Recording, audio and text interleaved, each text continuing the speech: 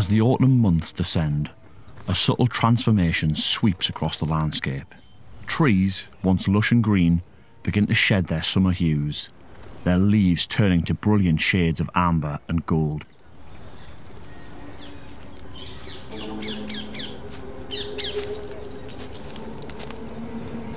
In the crisp air, there is a stirring, a sense of change and anticipation. Humans too respond to this seasonal shift, adorning their homes with symbols of the mysterious. A time when darkness is embraced and ancient traditions are rekindled. So this is the perfect time for a paddle on the sea, along a stretch of coast shrouded in the ghosts of smugglers and seafarers. The northeastern coastline of England is a land shaped by time and tide. Here, along these windswept shores, nature and history have conspired to create one of the most curious and evocative landscapes, Marsden Rock and Marsden Grotto.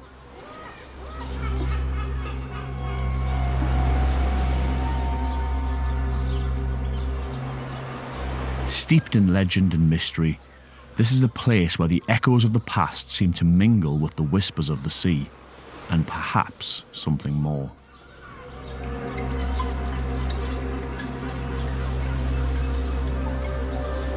The coastline here is jagged, providing ideal opportunities for a bit of rock hopping, and it is constantly changing as the tides ebb and flow. South Shields provides a great launching point, although its steeply angled beach can make things interesting, producing powerful crashing waves with even the slightest of swells.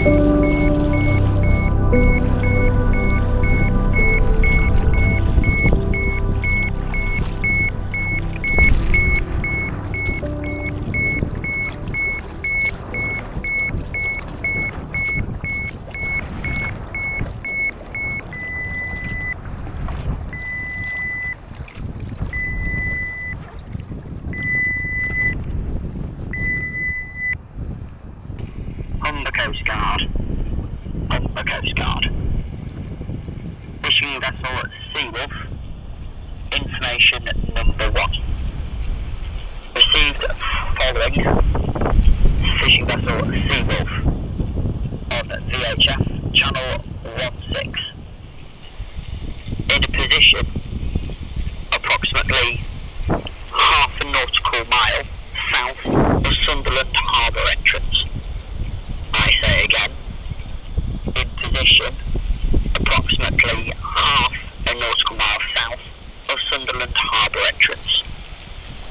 Vessel is a white 26-foot fishing vessel Osprey. 2 persons on board. Requesting assistance back to harbour. Vessels reported drifting south at approximately 1 knot. Ends. Humber Coast Guard coordinating.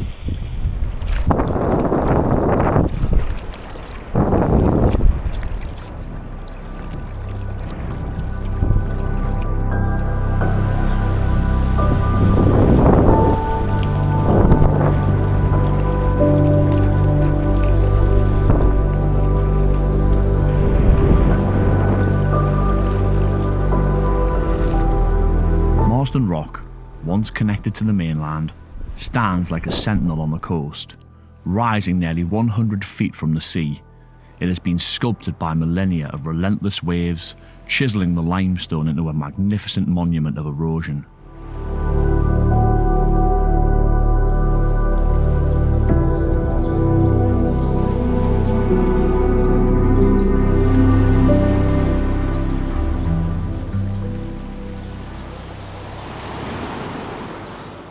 Once a much larger structure, it was partly destroyed by a storm in 1996, leaving behind the imposing pillar that we see today. And yet, despite its beauty, there is a reminder that even nature's mightiest creations are not immune to time.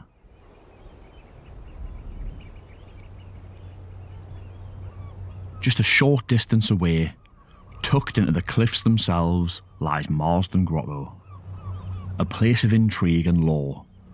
Originally a humble cave dwelling in the 18th century, it was first inhabited by an infamous smuggler known as Jack Bates, or Jack the Blaster. Bates, it is said, used gunpowder to blast out sections of the rock to expand his hideaway, turning it into a clandestine meeting point for those who plied the illegal trade of the sea. One man, known locally as John the Gibber, a name that may have meant he was good at dodging dangerous situations, or was prone to dobbing in his accomplices, or maybe just simply that he was known for talking rubbish, he decided to become an informant, providing the revenue men with information that would lead to the capture of his fellow smugglers. His gang, of course, found out and decided to punish him. He was allegedly hung in an open-topped barrel halfway down the cliff and left to die, which he did. And now it is said that his pitiful shrieks and wails have echoed down the ages, until one landlord took to leaving a tankard of ale out for him each night, the last thing he did before closing the bar. In the morning, the ale would be gone. Today, Marsden Grotto is a popular tavern, but many who visit speak of an unsettling atmosphere, as if the ghosts of smugglers and seafarers still linger in these darkened halls. Could it be that the secrets of Jack Bates and John the Gibber's treacherous dealings still cling to the stone? Or perhaps it is something else that gives rise to the many tales of hauntings. It is not only the grotto that has ghostly tales attached to it. The jagged cliffs on this section of coastline, the site of many shipwrecks in years gone by, have lots of spooky tales associated with them. The most persistent of these stories is that of the crying woman. Locals claim to hear the ghostly wails of a woman carried on the wind, said to be the spirit of a young bride who threw herself from the cliffs in despair after her lover perished at sea. The sound, that is said, drifts across the waves on nights when the moon is full, rising and falling with the tide. Of course, the skeptics among us would say that the wails of seals or birds could easily be mistaken for those of a ghostly bride, especially on dark and eerie nights when our caveman brains can conjure up all sorts of mysterious things.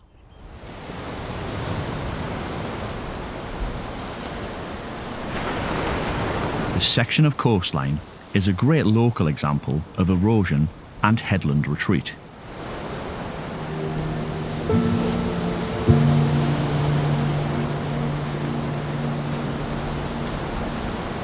In recent years, there have been large landslides, and this has required that the road, which provides access to the grotto, be moved a few hundred metres further inland.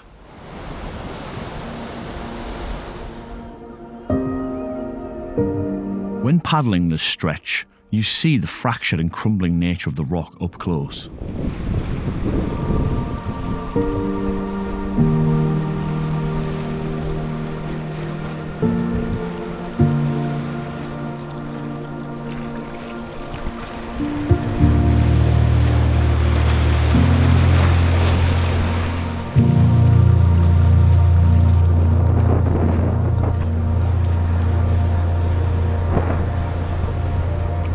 It's also a cracking spot for some dolphin watching, with pods regularly seen passing Marsden Bay all throughout the year as they move up and down the coast from river to river.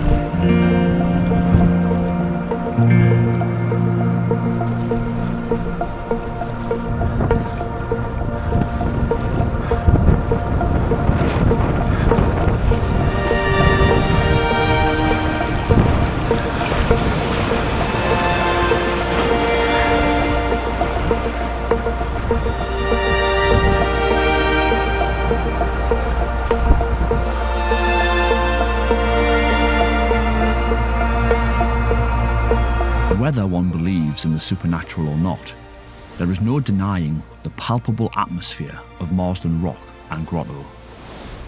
This is a place where history feels close, where the natural world has left its indelible mark upon the landscape, and where stories, both real and imagined, endure like the sea's constant rhythm.